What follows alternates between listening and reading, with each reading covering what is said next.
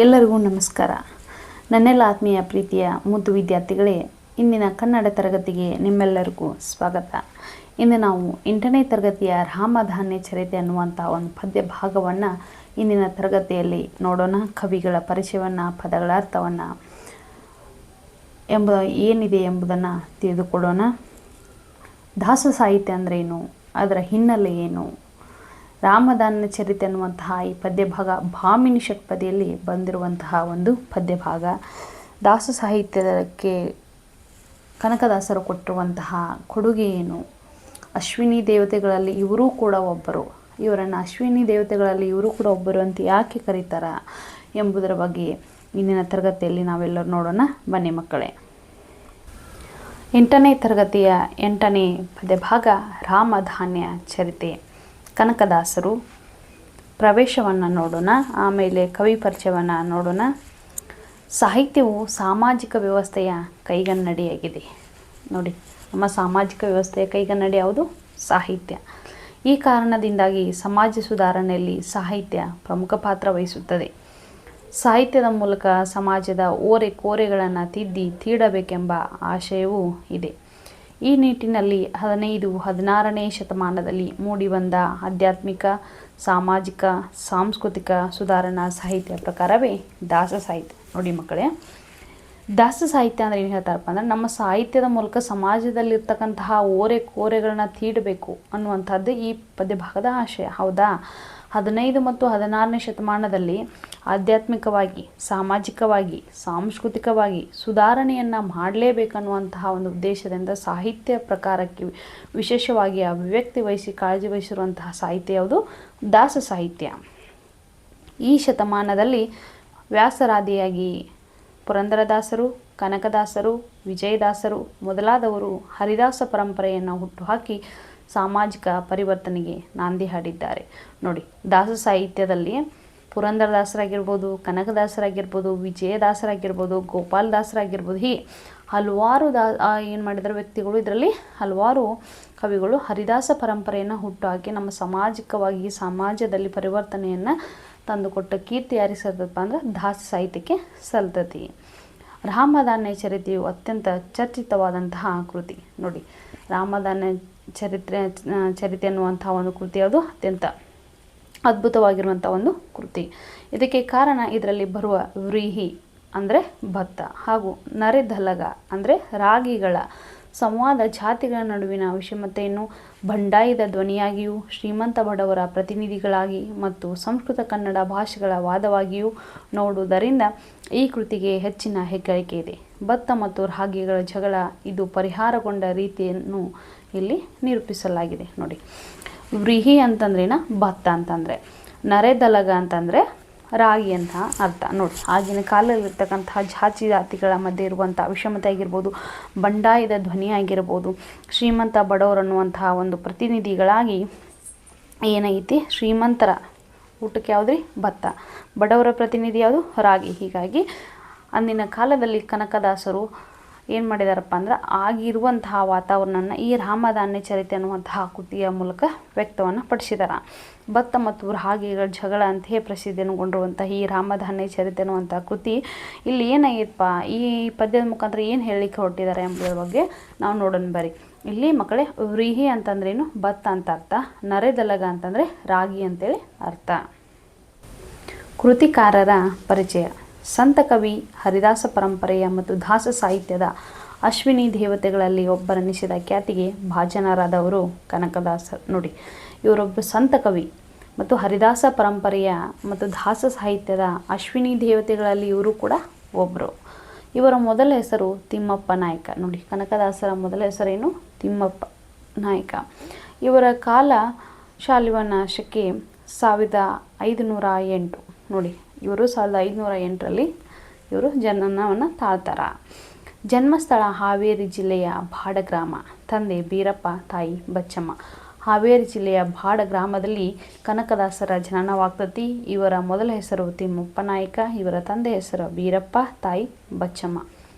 ಇವರ ಆರಾಧ್ಯ ದೈವ ಹಾಗೂ ಅಂಕಿತನಾಮ ಕಾಗಿನೆಲೆ ಆದಿಕೇಶವ. ನೋಡಿ, ಕನಕದಾಸರ ಆರಾಧ್ಯ ದೈವ ಮತ್ತು ಅಂಕಿತನಾಮ ಯಾವುದು ಮಕ್ಕಳೇ? ಕಾಗಿನೆಲೆ ಆದಿಕೇಶವ. ವಿಜಯನಗರ ಸಾಮ್ರಾಜ್ಯದಲ್ಲಿ ಸಣ್ಣ ಮಂಡಲವೊಂದರ ನಾಯಕರಾಗಿದ್ದ ತಿಮ್ಮಪ್ಪ ನಾಯಕನಿಗೆ ಕೊಪ್ಪರಿಗೆ ಹೊನ್ನು ದೊರೆ ಆ ಬಂಗಾರವನ್ನೆಲ್ಲ ಬಡವರಿಗೆ ದಾನ ಮಾಡಿ ವೈರಾಗ್ಯ ಹೊಂದಿ ಕನಕದಾಸರಾದರು. ನೋಡಿ, ತಿಮ್ಮಪ್ಪ ನಾಯಕನ ಇದ್ದವನು ಕನಕದಾಸ ಹೇಗೆ ಆದ ಹೌದಾ ಅಂತಂದ್ರೆ, ಒಂದು ಸಣ್ಣ ಮಂಡಲ ಅಂದ್ರೆ ಗ್ರಾಮದಲ್ಲಿ ಒಂದು ಸಣ್ಣ ಮಂಡಲದಲ್ಲಿ ಇವ್ರು ಏನಿದ್ರು ಢನಾಯಕರಾಗಿದ್ದರು. ಹೌದಾ, ತಿಮ್ಮಪ್ಪ ನಾಯಕನ ಇವರು ದೊರೆತಿರುವಂಥ ಕೊಪ್ಪರಿಗೆ ಗಂಟಲೆ ಬಂಗಾರ ಹೊಣ್ಣೆ ಏನು ದೊರೆತೈತಲ್ಲ ಅದನ್ನೆಲ್ಲ ಬಡವರಿಗೆ ದಾನವನ್ನು ಮಾಡ್ತಾರೆ. ತಮ್ಮ ಜೀವನದಲ್ಲಿ ವೈರಾಗ್ಯ ಹೊಂದಿ ದಾಸ ಸಾಹಿತ್ಯದಲ್ಲಿ ವಿಶಿಷ್ಟವಾದಂತಹ ಒಂದು ರುಚಿಯನ್ನು ನಮಗೆಲ್ಲ ಉಣಬಡಿಸಿದಂಥ ಕೀರ್ತಿ ಯಾರಪ್ಪ ಅಂತಂದ್ರೆ ಕನಕದಾಸರಿಗೆ ಸಲ್ತತಿ. ಹೀಗಾಗಿ ಇವರು ತಿಮ್ಮಪ್ಪ ನಾಯಕನಿದ್ದವರು ಬಡವರಿಗೆ ದಾನವನ್ನು ಮಾಡಿದ್ದರಿಂದ, ಇವರಿಗೆ ಸಿಕ್ಕಂಥ ಸಾಕಷ್ಟು ಹೊನ್ನು ಬಂಗಾರನ್ನೆಲ್ಲ ಬಡವರಿಗೆ ದಾನ ಮಾಡಿದ್ದರಿಂದ ಕನಕದಾಸರೆಂದೇ ಚಿರಪರಿಚಿತರು. ಇವರ ವಿಶಿಷ್ಟ ಗುಣಗಳಾದ ಭಕ್ತಿ, ವೈರಾಗ್ಯ, ಕಾವ್ಯ ರಚನಾ ಗುಣಗಳು ವ್ಯಾಸರಾಯರ ಶಿಷ್ಯರಾಗುವಂತೆ ಮಾಡಿತು. ನೋಡಿ, ಇವರು ಯಾರ ಶಿಷ್ಯಂದ್ರಾಗಿರಪ್ಪ ಅಂತಂದ್ರೆ ವ್ಯಾಸರಾಯರ ಶಿಷ್ಯನಾಗಿದ್ದರು. ಇವರ ಗುರುಗಳ ಹೆಸರು ವ್ಯಾಸರಾಯರು. ಇವರು ರಚಿಸಿರುವಂತಹ ಕೃತಿಗಳು ಹರಿಭಕ್ತಿ ಸಾರ, ರಾಮಧಾನ್ಯ ಚರಿತೆ, ಮೋಹನ ತರಂಗಿಣಿ, ನಳಚರಿತ್ರೆ. ನೋಡಿ, ಕನಕದಾಸರ ಕೃತಿಗಳು ಯಾವಪ್ಪ ಅಂದ್ರೆ ಹರಿಭಕ್ತಿ ಸಾರ, ರಾಮಧಾನ್ಯ ಚರಿತೆ, ಮೋಹನ ತರಂಗಿಣಿ ಮತ್ತು ನಳಚರಿತ್ರೆ. ಇವಲ್ಲದೆ 106 ಕೀರ್ತನೆಗಳು, ಉಗಾಭೋಗ, ಸುಳಾದಿಗಳು ಮತ್ತು ಮಂಡಿಗೆಗಳನ್ನು ರಚಿಸಿದ್ದಾರೆ. ನೋಡಿ, ಕನಕದಾಸರು ನಮ್ಮ ಕನ್ನಡ ಸಾಹಿತ್ಯಕ್ಕೆ, ದಾಸ ಸಾಹಿತ್ಯಕ್ಕೆ ಕೊಟ್ಟ ಕೊಡುಗೆ ಅಪಾರವಾದದ್ದು. ಹೀಗಾಗಿ ಅವರು ಹಲವಾರು ಕೀರ್ತನೆಗಳನ್ನು ನೋಡ್ಬೋದು, ಉಗಾಭೋಗಗಳನ್ನು ನೋಡ್ಬೋದು, ಸುಳಾದಿಗಳನ್ನು ನೋಡ್ಬೋದು, ಮಂಡಿಗೆಗಳನ್ನು ನೋಡ್ಬೋದು. ಎಲ್ಲವನ್ನು ಕೃತಿಗಳನ್ನು ಇವರು ನಮ್ಮ ದಾಸ ಸಾಹಿತ್ಯಕ್ಕೆ ಕೊಡುಗೆಯನ್ನಾಗಿ ಕನಕದಾಸರು ಕೊಟ್ಟಿದ್ದಾರೆ. ಆಶಯ ಏನು ಹೇಳುತ್ತಾ? ಪ್ರತಿಯೊಂದು ಜೀವಿಯ ಬದುಕಿಗೆ ಅತ್ಯಗತ್ಯವಾಗಿರುವ ವಸ್ತುಗಳಲ್ಲಿ ಆಹಾರವು ಒಂದು. ನೋಡಿ, ಪ್ರತಿಯೊಂದು ಜೀವಿ ಬದುಕಬೇಕಾದ್ರೆ ಅದಕ್ಕೆ ಏನು ಬೇಕಾಗಿರಬೇಕು? ಅಗತ್ಯವಾಗಿರುವಂತಹ ವಸ್ತು ಯಾವುದು? ಆಹಾರ. ಹೌದಾ, ನಾವೆಲ್ಲರೂ ಬದುಕಲಿಕ್ಕೆ ನಮಗೇನು ಬೇಕು? ಆಹಾರ ಬೇಕೇ ಬೇಕು. ಆಹಾರವಿಲ್ಲದೆ ಯಾವುದೇ ಜೀವಿಯೂ ಬದುಕಲಾರದು. ನೋಡಿ, ಊಟ ಇಲ್ಲದೆ ನಾವೇನಾರು ಬದುಕಲಿಕ್ಕೆ ಸಾಧ್ಯ ಮಕ್ಕಳೇ? ಇಲ್ವಲ್ಲ. ಹಾಗಾಗಿ ಊಟ ಅನ್ನೋದು ನಮ್ಮೆಲ್ಲರಿಗೂ ಅವಶ್ಯಕವಾಗಿರುವಂಥದ್ದೇ. ಇಂತಹ ಆಹಾರ ಧಾನ್ಯಗಳ ಮಹತ್ವವನ್ನು ತಿಳಿಸುವ ಮೂಲಕ ನಮ್ಮ ಸಾಮಾಜಿಕ ಸಾಂಸ್ಕೃತಿಕ ಪರಂಪರೆಯನ್ನು ಇಲ್ಲಿ ಮಾರ್ಮಿಕವಾಗಿ ಬಿಂಬಿತವಾಗಿದೆ. ನೋಡಿ, ಆಹಾರ ಧಾನ್ಯಗಳ ಹೌದಾ, ನಮಗೆ ಊಟವನ್ನು ಮಾಡಲಿಕ್ಕೆ ಆಹಾರ ಬೇಕೇ ಬೇಕು. ಹಾಗಾಗಿ ಯಾವ ರೀತಿ ಆಹಾರ ಬೇಕು? ಧಾನ್ಯಗಳ ಮುಖಾಂತರ ತಾನೇ ನಾವು ಎಲ್ಲರೂ ಊಟವನ್ನು ಮಾಡೋದು. ಹೀಗಾಗಿ ನಮ್ಮ ಸಾಂಸ್ಕೃತಿಕ ಮತ್ತು ಸಾಮಾಜಿಕ ಪರಂಪರೆಯನ್ನು ಇಲ್ಲಿ ಬಿಂಬಿಸುವುದೇ ಈ ಪದ್ಯದ ಆಶಯವಾಗೈತಿ. ರಾಮಧಾನ್ಯ ಚರಿತೆ ನರೆದಲಗ ಅಂದರೆ ರಾಗಿ, ವ್ರೀಹಿ ಅಂದರೆ ಭತ್ತ, ಇದರ ನಡುವಿನ ಜಗಳದ ಕತೆ ಹಾಗೂ ಪರಿಹಾರಗೊಂಡ ರೀತಿಯ ನಿರೂಪಣೆ ಇದರ ಕಥಾವಸ್ತು. ನೋಡಿ, ನರೆದಗಲ ಅಂತಂದ್ರೆ ಏನು? ನರೆದಲಗ ಅಂದರೆ ರಾಗಿ, ವ್ರೀಹಿ ಅಂತಂದರೆ ಭತ್ತ. ಇವೆರಡೂ ಧಾನ್ಯಗಳ ನಡುವೆ ನಡೆದಿರುವಂತಹ ಜಗಳದ ಕತೆ ಮತ್ತು ಅದಕ್ಕೆ ಪರಿಹಾರವಾಗಿ ಏನು ಸಿಕ್ತು ಅನ್ನೋದರ ಈ ಪದ್ಯಭಾಗದ ಕಥಾವಸ್ತು. ಇದು ಪುರಾಣಗಳಲ್ಲಿ ಮತ್ತು ಸಾಮಾಜಿಕ ವಸ್ತುಗಳ ರೂಪಕ ವಿಧಾನದಲ್ಲಿ ಸಹಜವಾಗಿ ಮಿಳಿತಗೊಂಡಿದೆ. ಇಲ್ಲಿಯ ಪಾತ್ರಗಳು ಪ್ರಾಣಿಗಳು ಅಥವಾ ಮಾನವರಲ್ಲ, ಧಾನ್ಯ, ಜೀವ, ಬೀಜಗಳಾಗಿವೆ. ನೋಡಿ, ಈ ಪದ್ಯಭಾಗದಲ್ಲಿ ಯಾವುದೇ ಪ್ರಾಣಿ ಪಕ್ಷಿಯಾಗಿರ್ಬೋದು ಅಥವಾ ಮಾನವರು ಇಲ್ಲಿ ಪಾತ್ರಗಳನ್ನ ವಹಿಸಲ್ಲ. ಕೇವಲ ಧಾನ್ಯಗಳು ಮಾತ್ರ ಪಾತ್ರವನ್ನು ವಹಿಸ್ತಾವ. ಭತ್ತ ಮತ್ತು ರಾಗಿಯ ನಡುವಿನ ಸಂಭಾಷಣೆಯ ಮೂಲಕ ರಾಗಿ ಹೇಗೆ ತನ್ನ ಔಚಿತ್ಯವನ್ನು ಸಾಬೀತುಪಡಿಸುತ್ತದೆ ಹಾಗೂ ರಾಮಧಾನ್ಯವೆಂಬ ಹೆಸರು ಪಡೆಯುತ್ತದೆ ಎಂಬುದನ್ನು ನಾಟಕೀಯವಾಗಿ ಈ ಕೃತಿಯಲ್ಲಿ ನಿರೂಪಿಸಲಾಗಿದೆ. ನೋಡಿ, ಭತ್ತ ಮತ್ತು ರಾಗಿ ನಡುವೆ ನಡೆದಿರುವಂತಹ ಜಗಳದ ಸಂಭಾಷಣೆ ಏನೈತಲ್ಲ, ಅದರಲ್ಲಿ ರಾಗಿ ಹೇಗೆ ತನ್ನ ಔಚಿತ್ಯವನ್ನು ಸಾಬೀತುಪಡಿಸ್ತತಿ ಮತ್ತು ರಾಮಧಾನ್ಯ ಅಂತ ಅದಕ್ಕೆ ಹೆಸರನ್ನು ಯಾಕೆ ಪಡಿತೈತಿ ಎಂಬುದನ್ನು ನಾಟಕೀಯವಾಗಿ ನಾವು ಈ ಕೃತಿಯಲ್ಲಿ ನೋಡ್ಬೋದು. ಕನಕದಾಸರು ರಾಗಿಯ ನೆಪ ಹಿಡಿದು ತಮ್ಮ ಆತ್ಮಚರಿತ್ರೆಯನ್ನು ಹೇಳುತ್ತಿರುವಂತೆ ತೋರುತ್ತದೆ. ನೋಡಿ, ಹೌದಾ, ಕನಕದಾಸರು ಅಂದಿನ ಕಾಲಮಾನದಲ್ಲಿ ಅವಾಗಿರ್ತಕ್ಕಂತಹ ಅಲ್ಲಿ ಏನು ಪರಿಸ್ಥಿತಿ ಇತ್ತಲ್ಲ ಅದನ್ನು ಧಾನ್ಯಗಳ ಮುಖಾಂತರ ತಮ್ಮ ಆತ್ಮಚರಿತ್ರೆಯನ್ನು ಹೇಳಕ್ಕೆ ಹೊರಟಿರುವಂತನ ನಮಗೆ ಭಾಸವಾಗ್ತತಿ. ವ್ರೀಹಿ ಅಂದರೆ ಭತ್ತ ಹಾಗೂ ನರೆದಲಗ ರಾಗಿಯ ನಡುವಿನ ಸಂಭಾಷಣೆಯು ಕನಕದಾಸರ ಸೃಜನಶೀಲತೆ ಅತಿಶಯವನ್ನು ಸಾರುತ್ತದೆ. ನೋಡಿ, ಇವೆರಡು ಭತ್ತ ಮತ್ತು ರಾಗಿಗಳ ನಡುವಿರುವಂತಹ ಸಂಭಾಷಣೆ ಏನೈತಪ್ಪ ಅಂದ್ರೆ ಕನಕದಾಸರ ಸೃಜನಶೀಲತೆ ಮತ್ತು ಅವರ ಅತಿಶಯವನ್ನು ವ್ಯಕ್ತಪಡಿಸ್ತತಿ.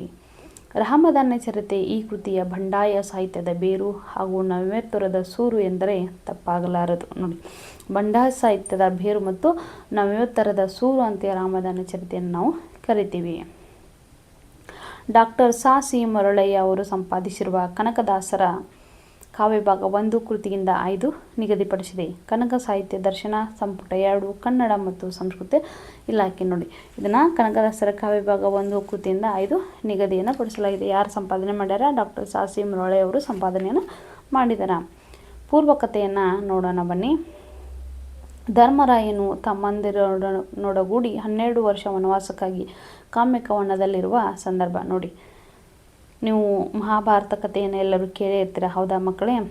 ಪಾಂಡವರು ಮತ್ತು ಕೌರವರ ನಡುವೆ ನಡೆದಿರುವಂತಹ ಜಗಳದಲ್ಲಿ ಕೌರವರು ಪಾಂಡವರನ್ನು ಏನು ಮಾಡ್ತಾರೆ, ಸೋಲಿಸ್ತಾರೆ. ಹೀಗಾಗಿ ಪಾಂಡವರು ಅವ್ರು ಏನು ಮಾಡ್ತಾರಪ್ಪ ಅಂತಂದ್ರೆ 12 ವರ್ಷಗಳ ಕಾಲ ವನವಾಸಕ್ಕೆ ಹೋಗಲಿಕ್ಕೆ ಒಪ್ಕೊಳ್ತಾರೆ. ಅವಾಗ ಹೋದಂತಹ ಸಂದರ್ಭದಲ್ಲಿ ಇವರು ಅವರ ಹಿರಿಯರಲ್ಲಿ, ಹೌದಾ, ಪಾಂಡವರಲ್ಲಿ ಹಿರಿಯನಾದವನು ಅಗ್ರಜನಾದವನು ಧರ್ಮರಾಯ. ಹೀಗಾಗಿ ತನ್ನ ತಮ್ಮಂದಿರೊಡಗೂಡಿ ಅಂದರೆ ಅವ್ರ ತಮ್ಮಂದಿರನ್ನು ಕರೆದುಕೊಂಡು ಜೊತೆಗೂಡಿ 12 ವರ್ಷ ವನವಾಸಕ್ಕಾಗಿ ಎಲ್ಲಿರ್ತಾರೆ ಇವರು?